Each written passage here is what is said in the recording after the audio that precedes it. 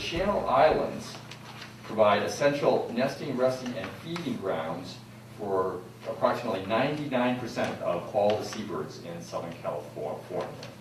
So 99% of all the seabirds that we see come from the Channel Islands. Pretty remarkable. Restoring critical seabird habitat on the Channel Islands is the topic for tonight. U.S. Fish and Wildlife Service biologist Andy Little will be reviewing the goals, the status of 3 seabird restoration projects that are underway on Santa Barbara Island and on Santa Cruz Island. These restoration efforts involve improving nesting habitat, enhancing breeding populations, monitoring. Andy will also provide a glimpse into the lives of some of the rarest seabirds, Xanthus Murrelet, the ashy storm petrel, the Cosmos Auklet. These seabird restoration projects are funded by the federal, state partnership dedicated to restoring natural resources harmed by DDT and PCBs. Andy, who has worked for the U.S. Fish and Wildlife Service since 1996, is also the lead seabird biologist on the Montrose Settlement Restoration Project. In addition to extensive field work on the Channel Islands, Andy has also worked in remote places in Ecuador and the subarctic island of Cruz.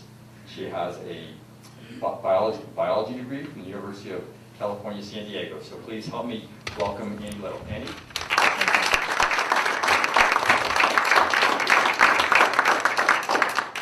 Good evening, everybody. Thanks for coming. Tonight I wanted to start off this talk with an image that was created from the website Wordle. And in talking about seabirds in the Channel Islands, I thought what I would do is describe through this image some of the descriptors about seabirds in the Channel Islands. And what I did is I grabbed the text from the Park Service website about seabirds in the Channel Islands, and I plugged it into this website Wordle, and it created this image.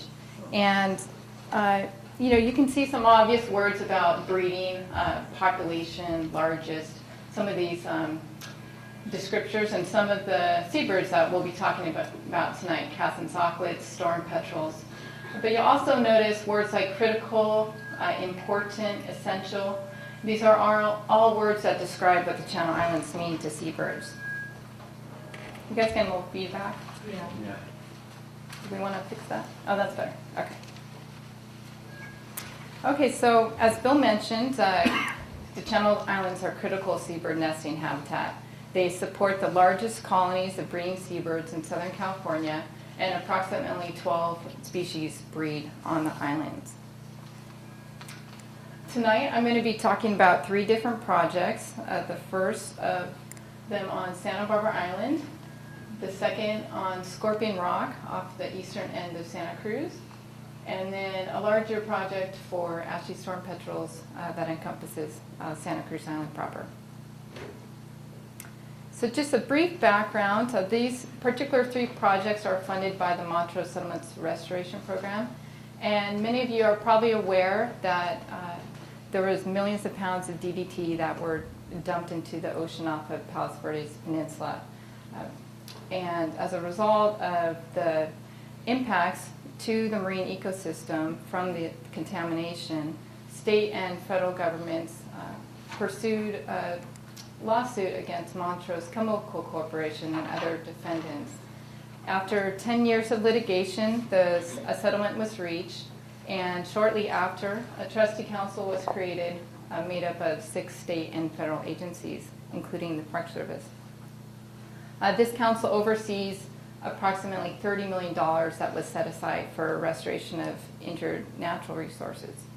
And we published a restoration plan in 2005 that outlined our specific projects for our target species, which include bald eagles, peregrine falcons, fish and fishing services, and seabirds.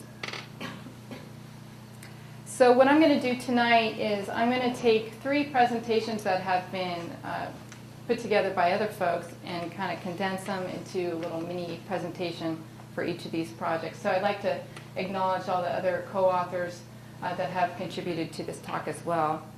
So the first one is on entitled Alcid Habitat Restoration on Santa Barbara Island.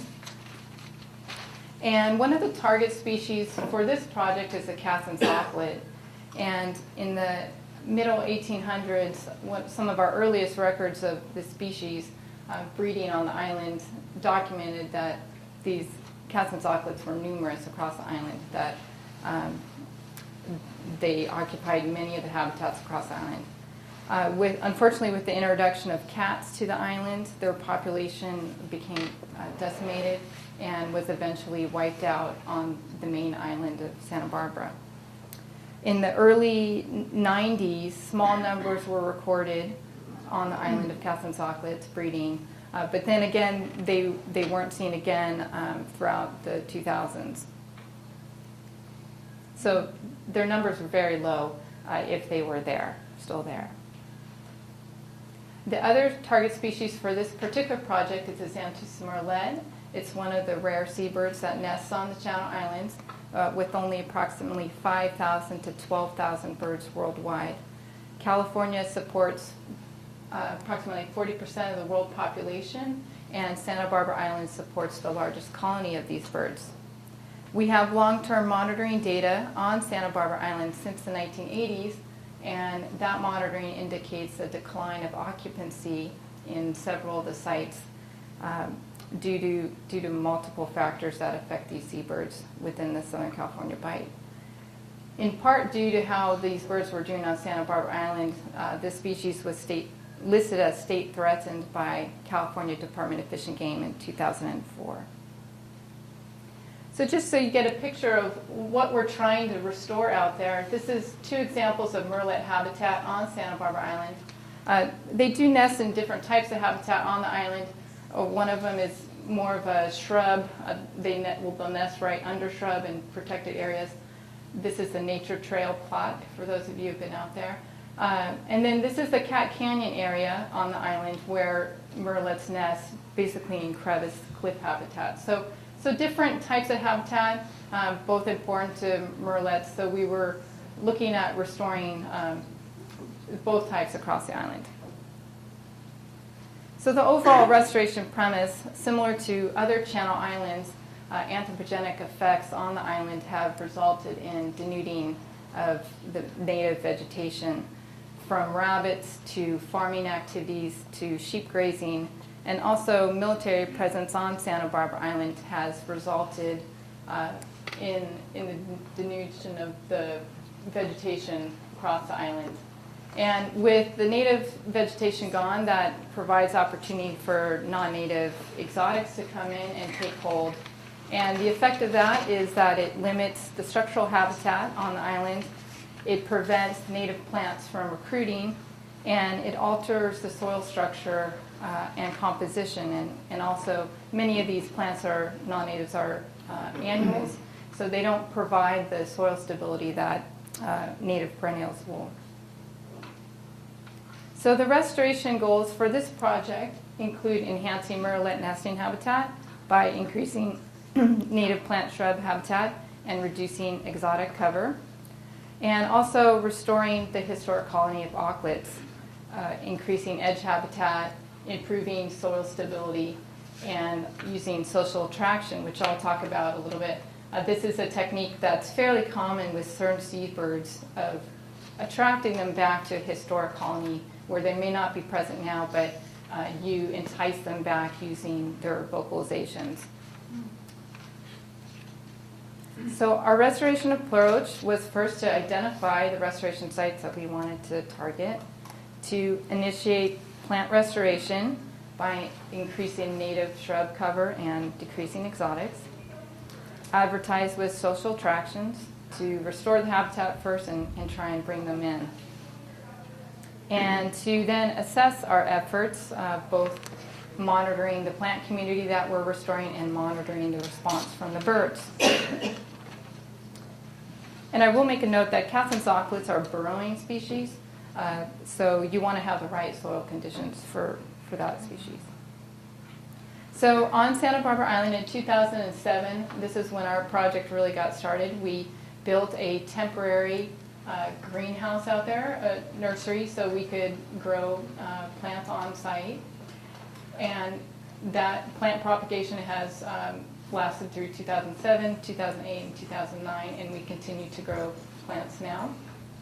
We had our first outplanting in 2008. It was just a small pilot site right near Landing Cove, just to get a feel for what our constraints were, what the logistics are. So we started small, but then we ramped up in 2009 and 2010 with approximately 4,000 to 5,000 plants planted during those years. And for those of you that have been out to Santa Barbara, you'll know that there's very little infrastructure out there. There's no roads. It's very small. It's a square mile island.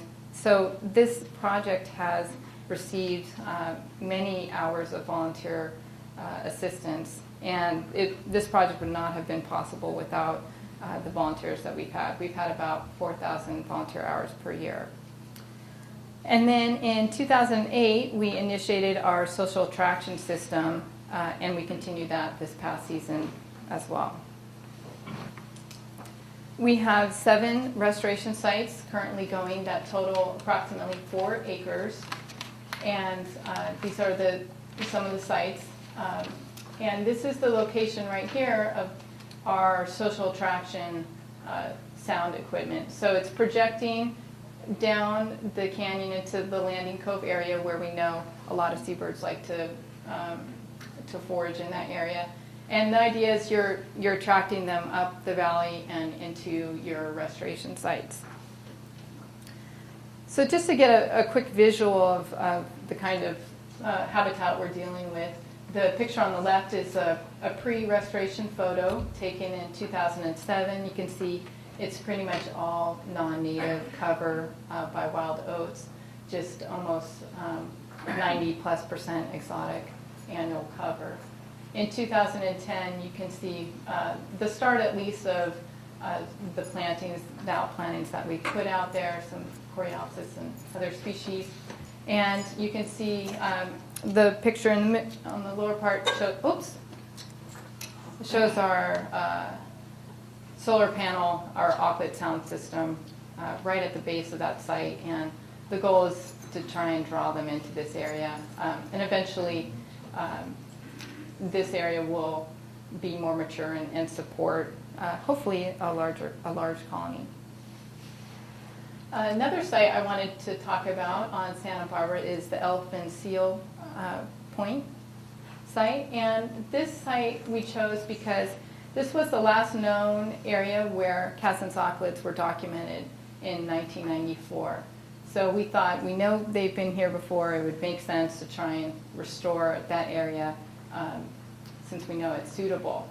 So this particular site had almost greater than 95% coverage of crystalline ice plant.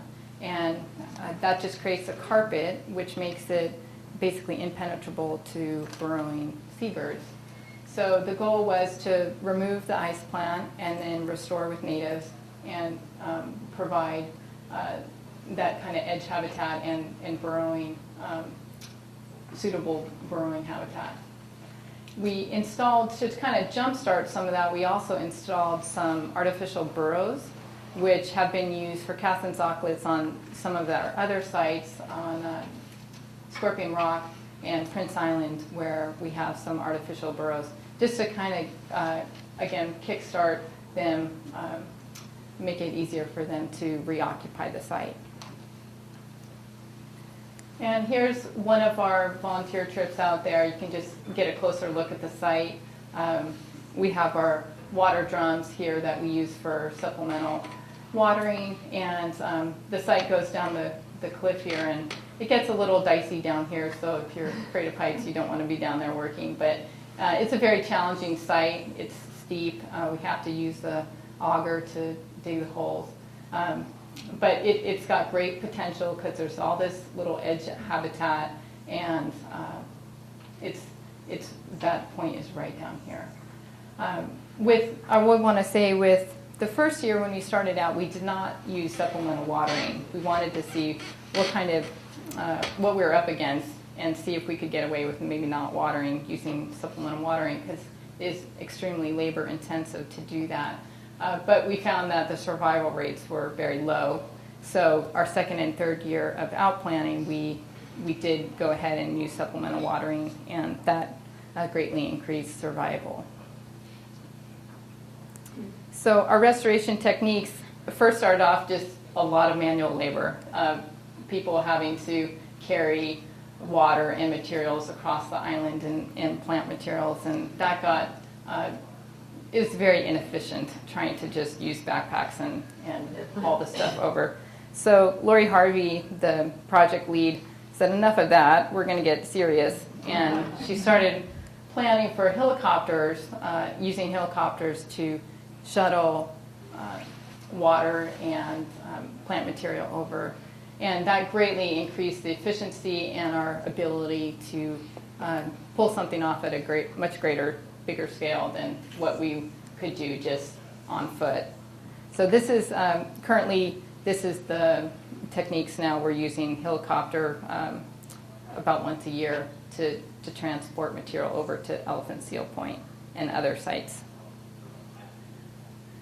So, and some initial good news, in 2009, Catherine Auklet were again documented at that Elephant Seal Point. So we were encouraged that, yes, this restoration site is a good site, and these were, Lori and her group were doing some mis-netting out there and found some Catherine Auklet. So there's a small population out there right now, and in 2010, we had a confirmed nesting pair in the restoration area at Elephant Seal. So it was encouraging that they already took to some of the habitat that we were trying to restore. So the next steps with this project is we're actually out there now building a more permanent nursery on Santa Barbara Island. This island has so much restoration potential for the long term that it was decided that it would be better to build a more permanent structure that could support long-term restoration of the island, not just by the Montrose program, but by the Park Service for decades to come. So that's what they're doing now. They're out there building a permanent nursery. We hope to further expand the Auklet colony. We'll be restoring additional sites and trying to improve habitat. And we'll continue to monitor both our restoration sites and just how the populations are doing in general. The second project I'm going to talk about tonight is on Scorpion Rock, and this is located off the east end of Santa Cruz Island. It's been called by some extreme restoration because it's on an offshore rock and transporting, and you'll see some pictures that show you, which illustrate what I mean. So this is a picture of Big Scorpion Rock, our site of restoration, and this is Little Scorpion Rock.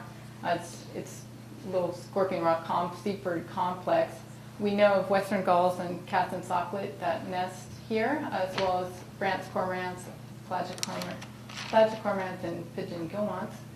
And it's nice because Little Scorpion Rock here still maintains a native plant community structure. So it's a very good reference site for us to use in terms of trying to restore Big Scorpion Rock. So the project premise for this is to restore the native vegetation to Scorpion Rock, to improve nesting conditions for seabirds, particularly Catherine's Auklet. The site is heavily dominated by crystalline ice plant and some other exotics, but primarily ice plant, which again covers the area, making it very difficult for burrowing seabirds to access. It excludes Catherine's Auklet nesting and provides no perennial soil stability or cover. So we have had problems with erosion on Scorpion Rock and just loss of soil out there because there's very little perennial vegetation to keep it on the island. So our restoration goals, first, to restore native perennial vegetation by providing better soil conditions and edge habitat for growing, again, increasing soil stability and offering that perennial vegetative cover for seabirds. Second, to reduce overall population of invasive annual weeds by reestablishing the natives and then controlling and removing the exotics. And what's nice about this site is because it's small enough, we can have experimental design across the site, which we had for the first couple years, where we divided the island up into grids and we tried different techniques for removal of exotics within each grid. So it provided an experiment and an opportunity to look at what kind of methods work best for removal on an offshore rock like Scorpion. And we're also just examining the effects of increased native plant cover on natural burrow establishment, and we're doing that by our annual monitoring of Cassin's Auklet. Here's just a picture of a natural burrow by some native vegetation on the island. So what we've done so far with this project is first step was to examine historical photographs to look at whatever available information we had from the literature to determine what would be the appropriate plant palette for the site. We selected species based on Little Scorpion Rock and also looked at the mainland part of Santa Cruz at Scorpion Ranch, looked at what plant species might be appropriate to then bring out onto Big Scorpion.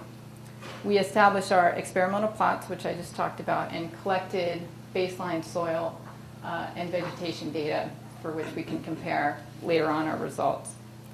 And we've removed and controlled non-native vegetation. This is an ongoing process, which I'll talk about. We've had over 5,000 container plants outplanted to date.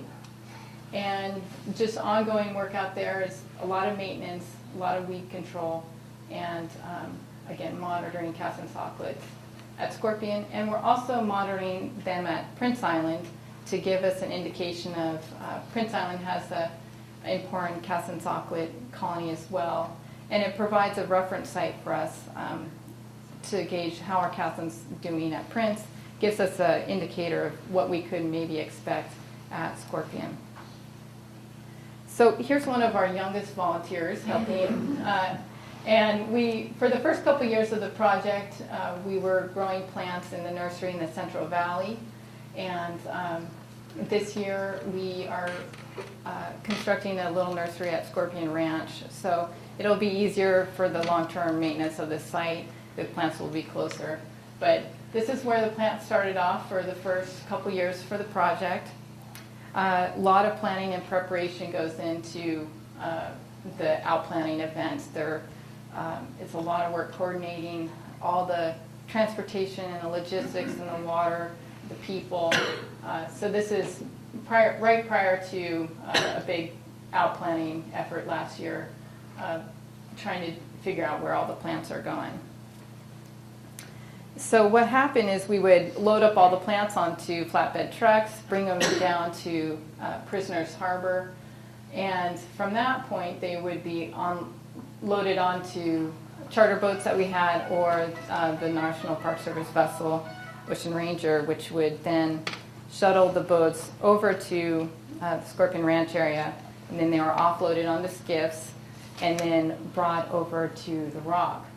And with this project, it's just essential to have a fire line of people coming up the rock, handing plants up. It made it a lot more efficient and safe, because you can't really pull off, you need a lot of manpower to try and bring as much plant material up the rock, and you have to make sure these conditions are safe. There's many times when you can't do something like this just with the tides and surge.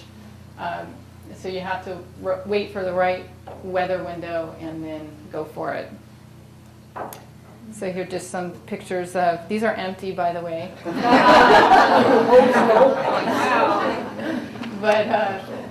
yeah, a lot of volunteer work. And you're standing in snow, apparently. Yeah, lots of water.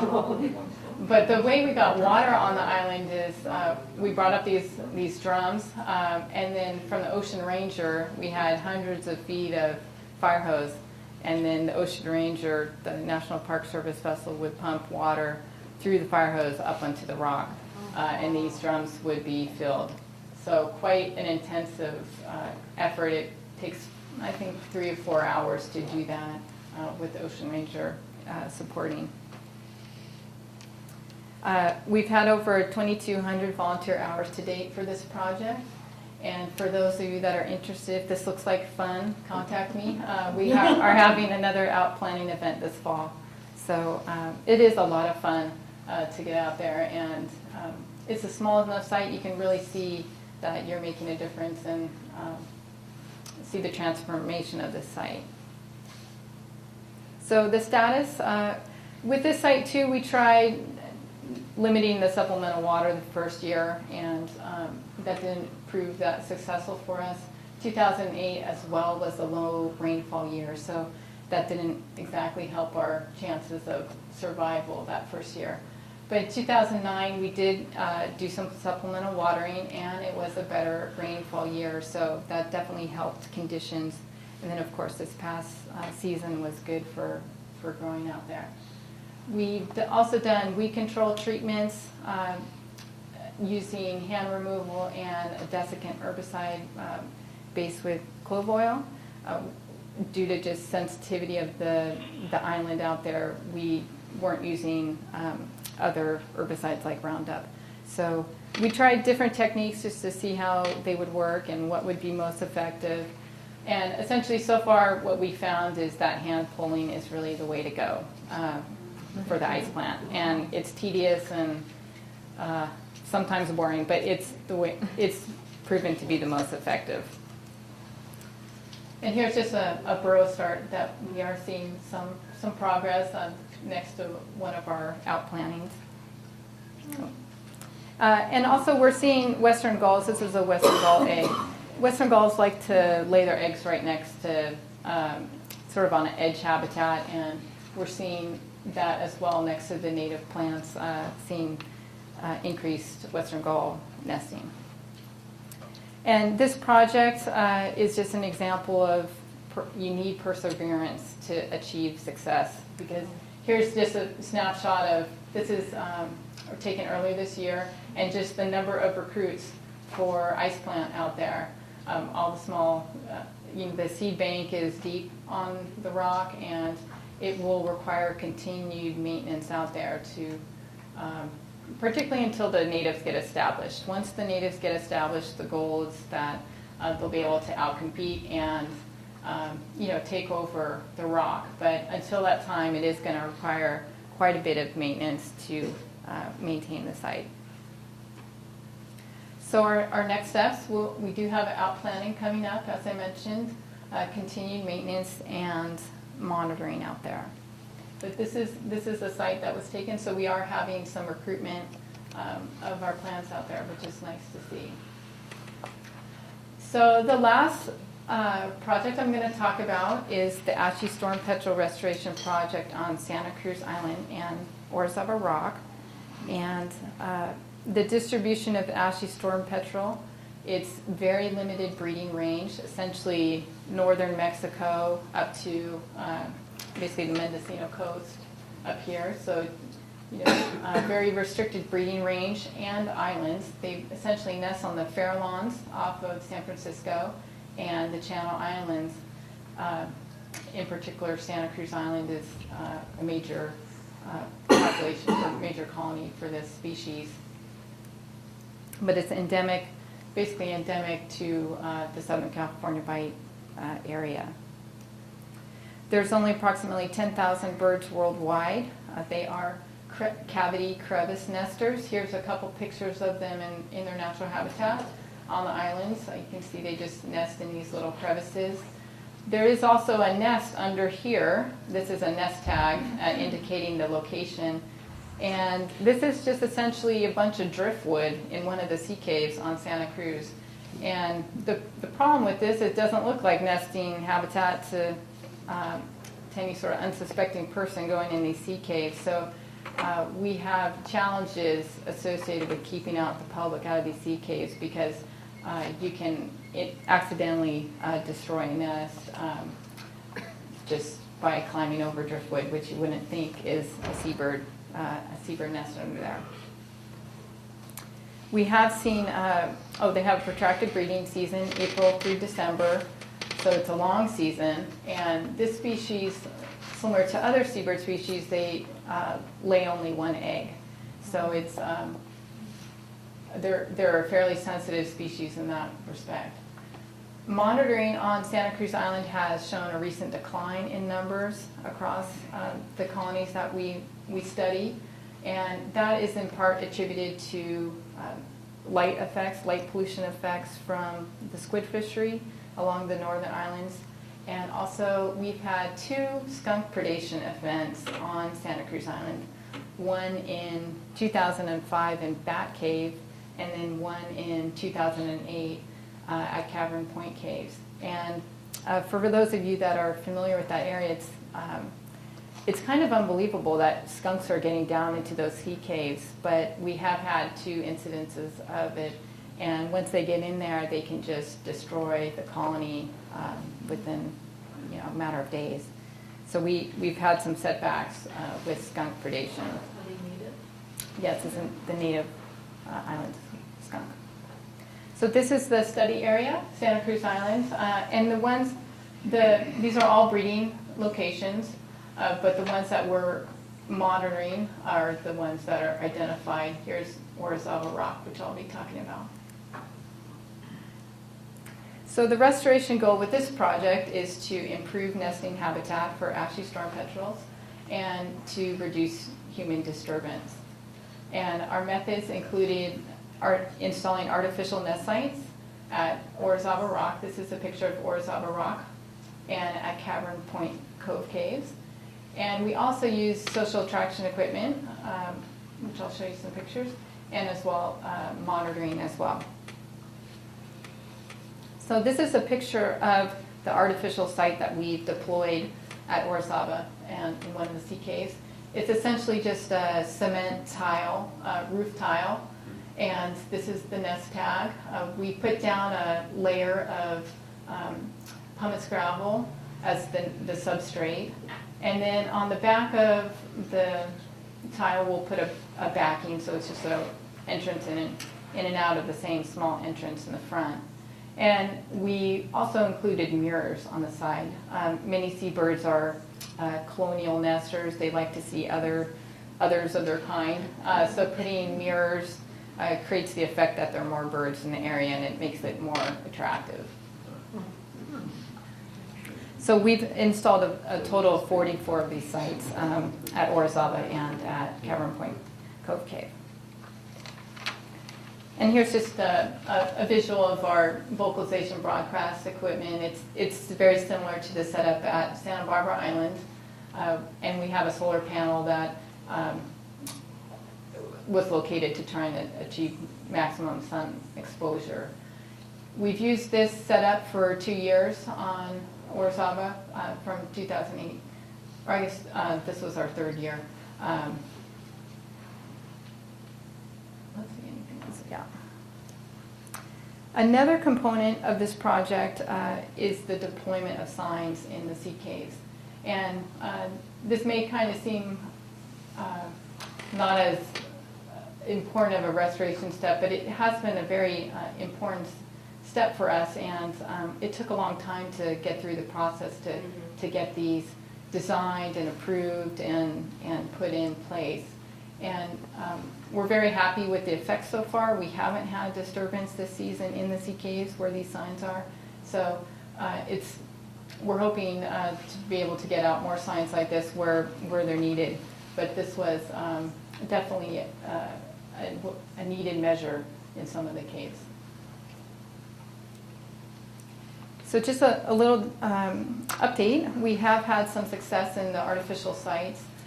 We actually had 4 nests or 4 pairs use our artificial sites in the first year we put them out, so we were encouraged by that. And then last year we had 6 pairs use sites on Orizaba Rock. And we're also seeing an increase in the number of nesting pairs just in general. So I think the social attraction equipment is working. We are bringing birds in. And part of what we want to do on these offshore rocks is continue to establish some of these small colonies, because we are going to have potentially more predation events on the sea caves, or maybe with ocean levels rising, we may lose some habitat. So the more sites that we can establish small colonies, the better off we are. So we're encouraged that Orizaba rock, that population looks like it's growing. We have had evidence of human visitation on the rock in 2009, and unfortunately we had our last trip out there, we had quite a bit of disturbance at the site, including some crushing of burrows and a lot of tampering with the artificial sites. So we do have some human visitation issues that need to be addressed out there, and hopefully we can get a handle on, because they can obviously wreak havoc on a colony pretty quickly. In the sea caves, we are seeing some natural recovery in Bat Cave, where we had the predation event in 2005. And this year, we unfortunately, due to the event in 2008, the Cavern Point Cove cave colony is very small. So that, over time, it will take, hopefully the birds will come back in and recolonize that site. But as I mentioned before, these colonies are vulnerable now potentially to skunk predation. We have had an increase in skunk numbers on Santa Cruz Island, but probably eventually those numbers will come back down as island fox numbers continue to increase. So, but it's something to remain to be seen of what kind of effects that will have.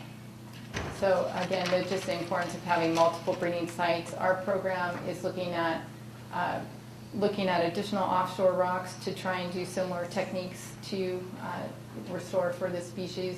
And we're also going to be looking at Anacapa Island to try and restore ashy storm petrels back to there. And so just next steps with this project, we're going to basically continue with the same type of work. We'll have one more year of social attraction for Orizaba, and just continued monitoring of the site. And that is a wrap on those 3 projects. Are there any questions? Yeah, no. I have with the scorpion rock, was that originally a great habitat and it was lost? Yeah, it's on it, or what happened? just with the ice plant. I'm not exactly sure how the ice plant got introduced. Probably just birds bringing it over, other ways of getting brought up on the rock. But it has historically been. The Cassin's Auklet population has been larger historically on the site. It's just been so overtaken by the ice plant. So the numbers have been in decline recently just because there's less habitat. But we do know that it has potential to support a good colony of Cassin's Auklets out there. We actually saw the progress going on at Scorpion Rock. How many people were out there on a typical weekend? And then where were they camping? And You mean for these volunteer trips? yeah, because there was a lot of people. Yeah, I think we had, I don't know, I want to say 40 people or so. Were you camped on the? We were camped, at Scorpion Ranch in the campground there. Okay. So, And then were there people there during the week continuing the watering, or was it only on the weekends? no, we have some staff that go out there pretty regularly to just to go water or to maintain. Okay. So they do that during the week too.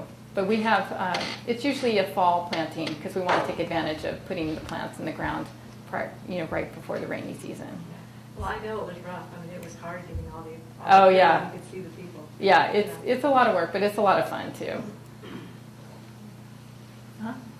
You mentioned the light pollution having an effect on the ashy storm petrel. Is that an ongoing concern, and can you just describe how specifically it impacts? So the birds, ashy storm petrels and other seabirds are attracted to the bright lights. So what happens is you get birds that basically just circle around the lights. They're also finding food in the area of the lights, but they just get exhausted because they're just, they keep kind of being attracted to the light, and the light is so bright that they'll essentially just, stay right with the light until they die, essentially. So we have problems just with light being an attractive nuisance, basically. And with respect to the squid fishery, I know that the effects, that's an area of research that I know a lot of folks would like to study more. What are the effects and to quantify really what kind of level of impact we're having. But there's just a general theory out there that's one of the reasons for the decline. Huh? I know the gulls like to come back to the same location year after year to do their breeding and nesting. Do the other birds you talked about tonight, are they similar in that regard? Yes, yeah. They'll come back to the same cave for continued. We do have some banding information. We do band all the chicks every year, so we do see birds coming back. Mm-hmm. Uh-huh. Your social vocalization, what are your time frames to when those are on and off? Or? Yeah, at night, and it's usually from April, well, depending on which species, but April to August during the breeding season, and it's just deployed at nighttime. Huh? Where do you collect your plant materials and how do you propagate? Well, for scorpion rock, they're collected on Santa Cruz mainland, and they're propagated at the nursery at the Central Valley. From seed or from cuttings? From seed. Mm-hmm. And then we're building a new nursery at Scorpion Ranch, so that will be the site for the future outplantings. And same with Santa Barbara, seeds collected on island. On the island. Yeah, so we're not, that's just an important point. We're not bringing things from the mainland to the island for potential risk of introduction of, invertebrates or other things that might be contaminating soil or whatever on the mainland. So we're really conscientious about trying to keep collection locally on the site, on the island. Mm-hmm. On Anacapa at Inspiration Point, are you familiar with that area? A little bit. Oh, Is that because where let's the say west? you're looking out over the ocean behind you, there's like this ledge, and there's ice plant, not crystalline ice plant, but just your regular little ice plant. And there's burrows all in there. I've been told that is past an Auklet's burrows. Is that, would you know, is that true?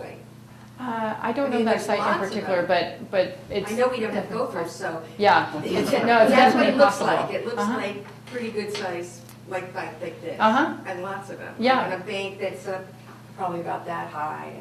Okay. Yeah, it's definitely possible. Mm-hmm. Saw you had $30 million from the Montrose settlement. So how much of that has been spent so far, and how long do you think that's going to last? Yeah, we've spent, we think between 15 and 20 million of that, or it's been allocated.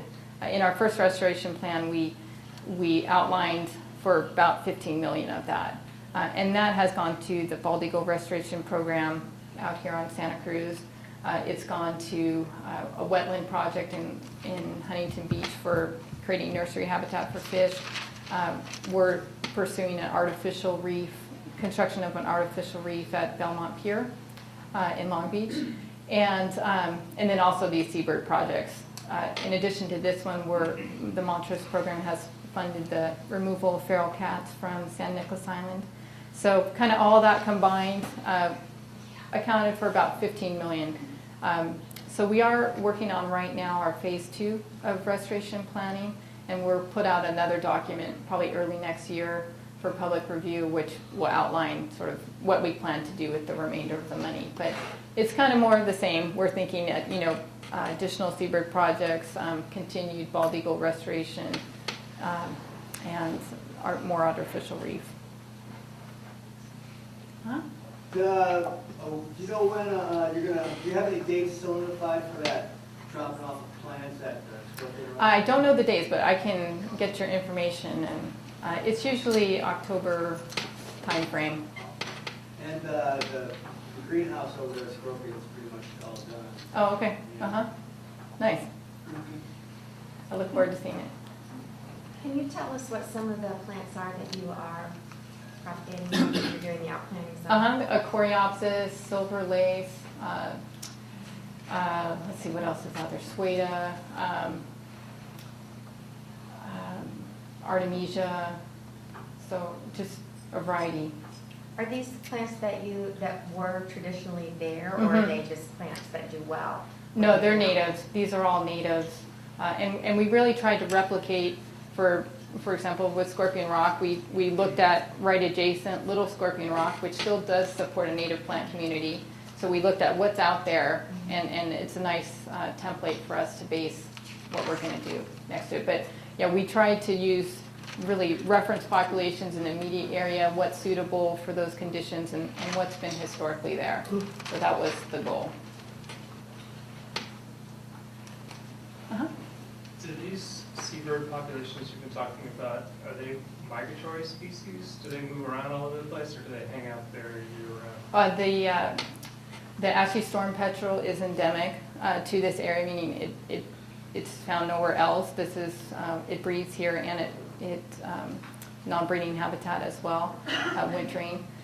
Cassin's auklets will move farther to forage, but Cassin's auklets are more wide-ranging species, but and Xanthus murrelets have a little bit wider range. Xanthus murrelets also nest in Mexico.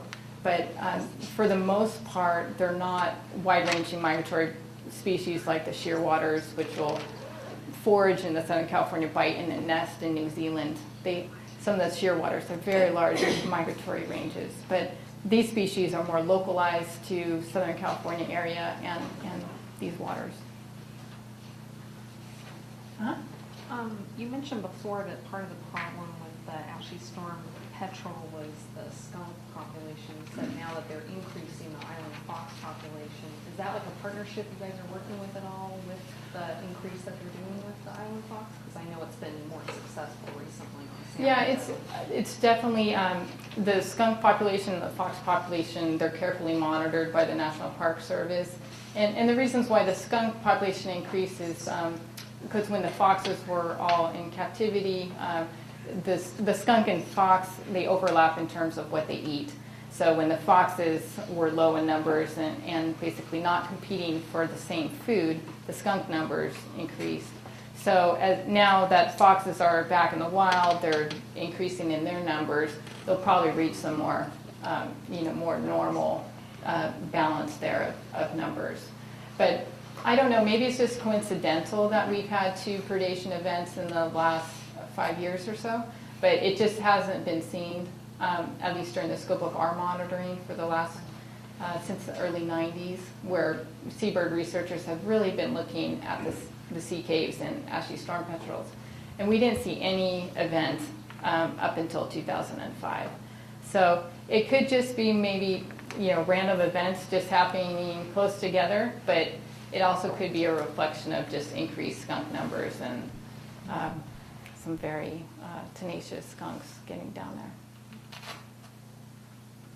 Uh-huh. So would the I don't think I understand that. So would the increased population of skunks affect increased population of foxes? Would that it would reduce the predation by the skunks? Well, it would just bring down skunk numbers because there wouldn't be as much food availability for skunks, so their population wouldn't be as high. So we imagine that skunk numbers will drop as fox population increases. And thinking that the skunks are not as adept as the foxes getting into the caves, perhaps? Well, the foxes, we haven't seen them get into the caves. We've just seen these couple skunks get into the caves and prey upon the birds. But it's just more of a numbers. The greater number of skunks you have on the island, the higher chance you're going to get those couple individuals that will actually scale down the cliffside and try and key in on those sea caves. Uh-huh. Well, I was just wondering how you knew it was skunks and not foxes.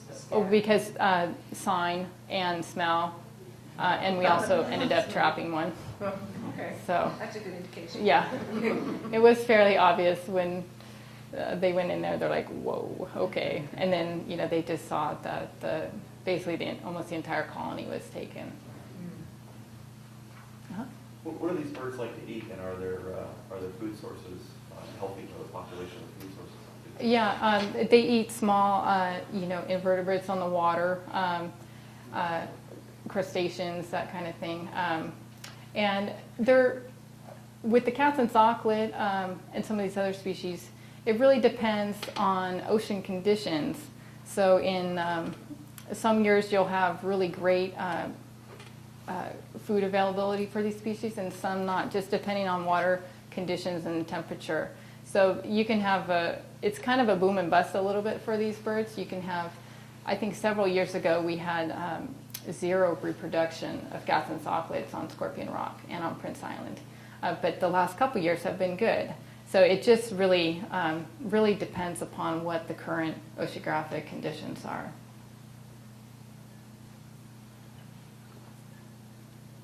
Any more? Okay, thanks everybody. Thank you.